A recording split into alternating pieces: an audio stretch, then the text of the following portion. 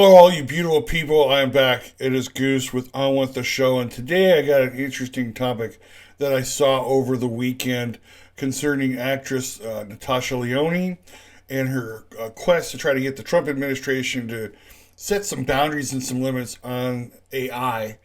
And it seems like an interesting topic to talk about, and it reminds me of Napster back in the 90s. We'll get into that all in just a minute. But if you haven't already, go down to and subscribe to the channel. Hit the bell for notifications. Bang, bang, bang the bell for notifications. So you always know when new videos are uploaded. Give me a big like, because it does help the algorithm and get this video out there to other people. And yes, let's talk about it. If you don't know who Natasha Lyonne is, she is that.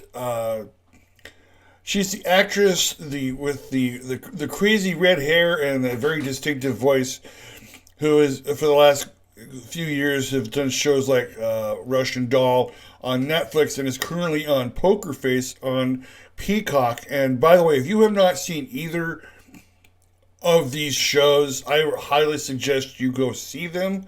They are both pretty amazing. They both are they kind of hold up in their own little element with her, and she's become one of my favorite actresses in Hollywood right now. I love the show Poker Face. I cannot wait every Thursday to see it on Peacock. It reminds me a lot of Columbo, where you get to see the crime. It's basically like a procedural, a detective show. She plays someone who is like a human lie detector. And you get to find out, how she gets herself involved and how she's able to figure out how the crime was done and who did it. So it's an amazing show, but she's been campaigning for the Trump administration, as I saw this on Fox News over the weekend. And it says here, left-leaning actress Natasha Lyonne leading efforts to lobby Trump admin on AI regulation. Hollywood campaigning against AI training on copyrighted material, written by David Rutz. I'm sorry. Published on July 4th of this year. And it goes on to say, left-leaning actress Natasha Lyonne is at the forefront of Hollywood efforts to get the government to address creators' concerns about AI infringing on their work. My primary interest is that people get paid for their life's work, Lyonne said in a report on the Wall Street Journal. The story detailed Leone's efforts to lobby Hollywood heavyweights to sign onto her letter to the Trump administration in March, urging against the loosening of regulations around AI, which they deem a potential threat to their intellectual property without proper protections in place. The Wall Street Journal noted the White House's pending AI action plan could influence how U.S. copyright rules are applied to training large language models, with tech companies like Google and OpenAI saying they need such models to keep theirs up to date and compete globally with rivals like China. The Hollywood letter said the companies are arguing for a special government exemption so they can freely exploit America's creative and knowledge industries despite their substantial revenues and available funds. There is no reason to weaken or eliminate the copyright protections that have helped America flourish. Lyonne and more than 400 others, including such figures as Paul McCartney, Ron Howard, and Ben Stiller, signed the letter. The Wall Street Journal reported that Trump officials were unsure whether they'd take any action on the AI front due to the complexities involved and having to take one side over the other. There have been mixed rulings on the subject, as well as with fair use arguments favoring companies like Meta and Anthropic in two cases last month because copyrighted materials used to train their AI models were sufficiently transformed, the Wall Street Journal reported. But others have favored copyright holders depending on the context. OpenAI and Google put forth their own submissions earlier this year to the White House Office of Science and Technology, asking their respective companies to be able to train their models on copyrighted material. The federal government can both secure Americans' freedom to learn from AI and avoid forfeiting our AI lead to the People's Republic of China by preserving American AI models' ability to learn from copyrighted materials, OpenAI's letter states. Google's letter states balanced copyright rules such as fair use and text and data mining exemptions have been critical to enabling AI systems to learn from prior knowledge and publicly available data, unlocking scientific and social advances. These exemptions allow for the use of copyrighted, publicly available material for AI training without significantly impacting right holders and avoid often highly unpredictable, imbalanced, and lengthy negotiations with data holders during model development or scientific experimentations. That is a mouthful. That is a mouthful. So here's the deal. What's basically going on is that Natasha Leone, and it doesn't matter to me whether she's left leaning or right leaning. I don't really, it doesn't matter. She's a Hollywood actress, writer, producer. She has all the right in the world to maintain her rights to the copyrighted material that she puts forward. And I think that this is kind of the gist of the argument is like, what do you do here? Because you have the artists who put forth their effort into this. They want to be able to get paid their copyrighted material, yet you have Google and OpenAI who want to mine that material so that they can help their AI models, so that as they say, so that we can compete with China. Here is my issue with this, okay, with Google and OpenAI, because just a few months ago, on our other channel, Travel by Nature, we got something from YouTube, who is owned by Google, and they basically were asking creators, would you allow us to use your channel to help our AI models? Now, I wasn't sure about this. I wasn't sure where to go with this. And I went to my son Logan and to my daughter Madison, and I explained to them what was going on, and then Tyler got involved in this too. And they all said the same thing. No, we don't want to do it. Don't do it, because what may happen is YouTube and Google will take our channel for AI and then maybe create another channel or 2 or 5 or 10 that will compete with our channel by using whatever AI models that they have. And I think that is what a lot of these artists and actors and everybody, they're concerned about having their material mined by these AI companies, and then all of a sudden they look up and it's their stuff, out in the market to be sold or mined or whatever. And basically what it is they want to make sure that if Google and OpenAI are going to use these materials, that they get properly paid for them. Now, here's where I kind of think back to the Napster incident way back in the 90s. And if you don't know about Napster, Napster was a website where you could pretty much share files from one computer to another. In other words, if you wanted to share a file and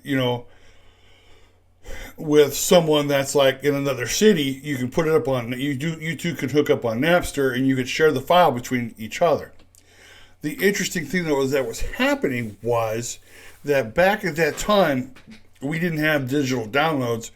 We would put our CDs in our computers, and then we would, what they would say, burn them into the computer, or they would upload the music into the computer.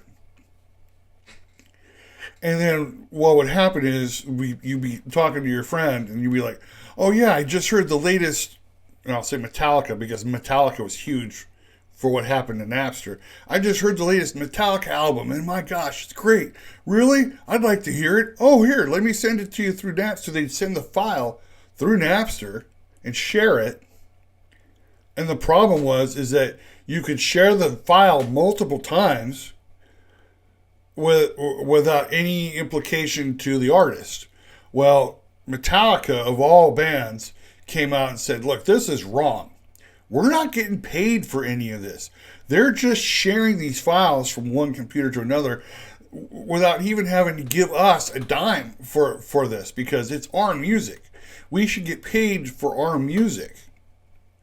And I heard it back and forth from a lot of people. There were some people who were like, oh, there's nothing wrong with it. Napster's just a file sharing company, and we're just sharing files with each other. And I don't understand why they're so upset about this. It's just a file sharing website where we can share files with each other. And I'm saying, yeah, well, if the files are albums that people have like put out there into the market for you to buy, but you're not buying them because you're sharing them with each other, then that's kind of like a copyright infringement. That's kind of like, you're not paying them for their intellectual property. Oh, no. You don't understand. We're not doing anything wrong. Of course they would say that. We're not doing anything wrong. We're just stealing music.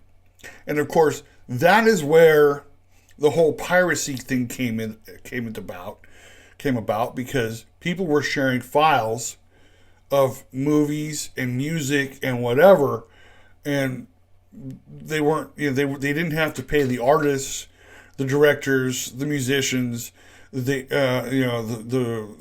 anybody. None of these people were getting paid, and that's when all of a sudden, the hammer got laid down by, I believe it was the Supreme Court, who said, yeah, you can't do this. You can't share files of people's protected copyrighted music or movies or TV shows. You can't do that.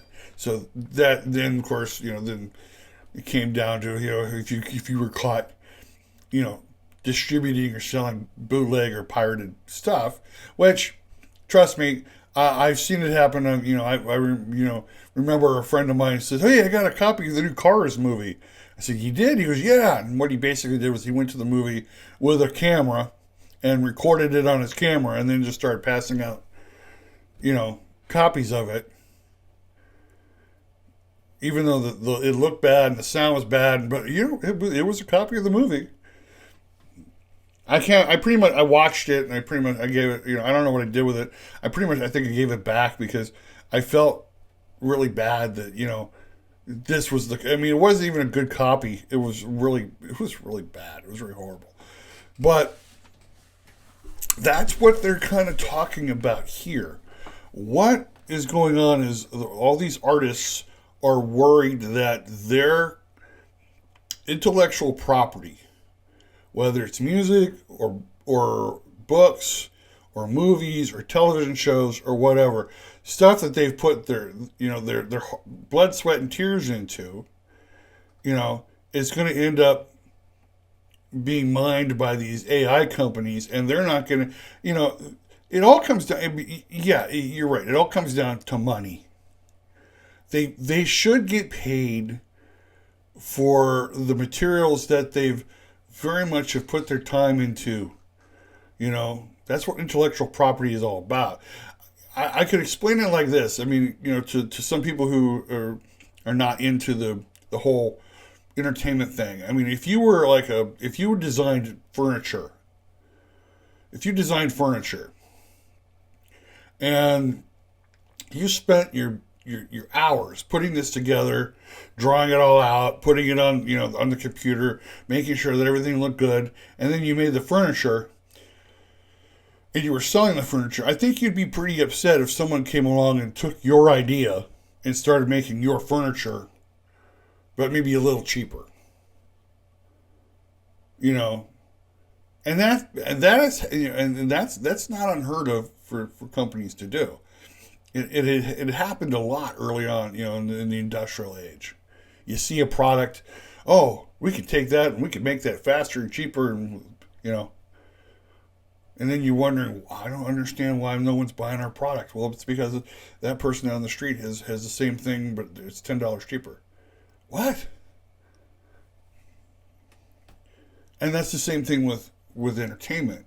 A lot of these people, whether it's good product or bad product, they still believe that if they put their time into it and their effort into it and their brains into it, their imaginations into it, that they should get paid for it, especially if it's going out into the market.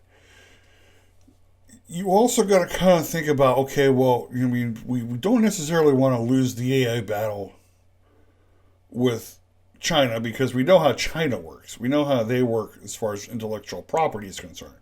They're intellectual property thieves when it comes to anything that we do. So we want to kind of stay on top of it.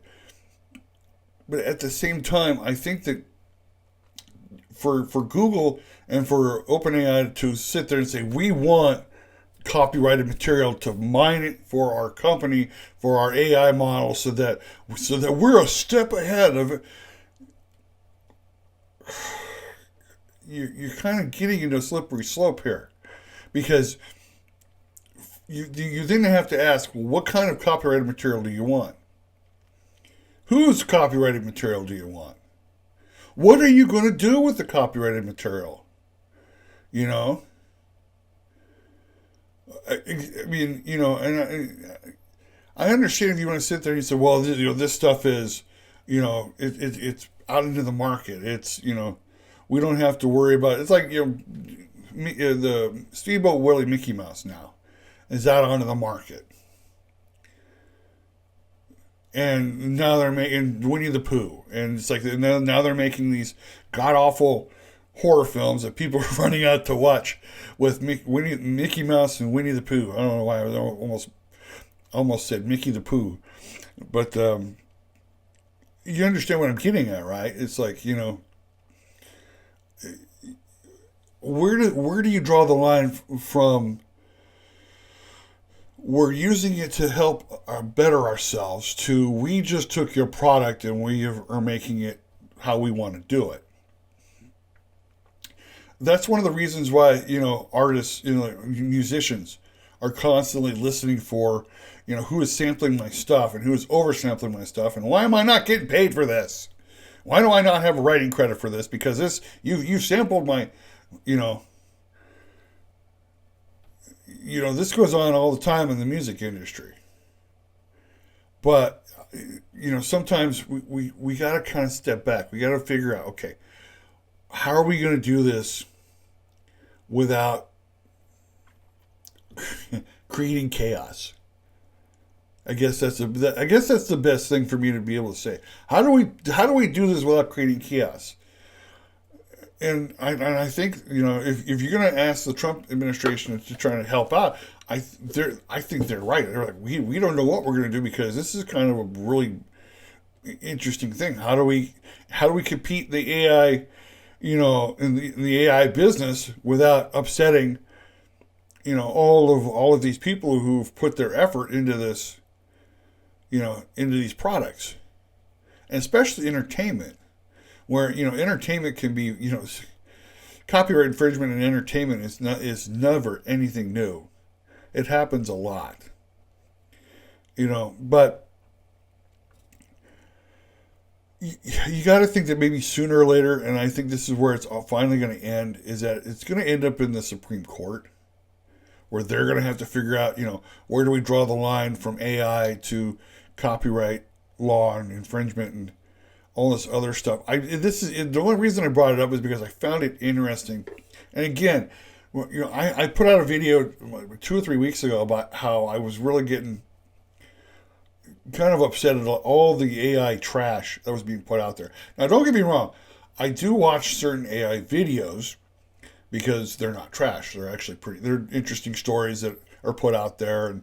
And I know someone really close to me, Ghost Cat Music, who does his own music on YouTube and several other channels. And he's actually started a second channel called Belladonna Entertainment, where all the AI music is AI for belladonna, but he puts it on the thing. He puts it on the on there that says this song was made with AI, so that you know it's an AI song. You know it's not something that he created out of his mind. He just like came up with an idea and put it in there, and boom, he has an AI song. And he finds a lot of these that are so interesting. He's I got to share these with the public. And I think that's the rub of everything. It's like, I don't think AI, I don't think Google or OpenAI is going to be able to touch copyrighted material until it becomes, goes out to the public. I don't think they're going to be able to do that. I think the only thing they're going to be able to do is sit there and wait until it becomes, what is it? Public domain. That's the only way they're going to be able to do anything, and they're going to complain and say, well, we're going to fall behind in the AI race. Well, boo-hoo. I think you have to because again, let me just end with this. We just ended with this. How do we know that if you use some of the stuff that's copyrighted and even out today, how do we know that you're not going to turn around and do something with that copyrighted material and make an AI version of it, have a couple little tweaks here and there, and then you turn around and sell it to a streaming service and make money on it? How do we know that you're not going to do that? Because truthfully, we don't. We won't know until it's actually been done. And even though I am a capitalist, I do know that there are some companies that will do whatever they can and want to increase their bottom line to make more money, even if it's thievery. And then we'll find out it was thievery probably not right away. Probably it'll take a little while, but then we'll go, hey, isn't this kind of like that show over there? Isn't that movie kind of like this movie over here? Yeah, there's only just a little bit of a difference, but it's the same thing. Yeah, how do we know that we're going to be able to trust you enough with the copyrighted stuff that you're not going to turn around, build an AI empire, and be able to have your own Google Entertainment presents? And you sit there and go, wait a minute, I already see this. I saw this. Just a little tweaks here and there, and then you sit there and go, it's an AI film. Yeah, I mean, it is a very fine line where we're trying to figure out how to be able to walk this, and with a couple of companies we're not even sure we can even trust. We'll figure it out. I'm sure that I'm sure that, like I said, it'll eventually end up in the Supreme Court to where they'll have to hear it and sit there and say, what can be done, what cannot be done.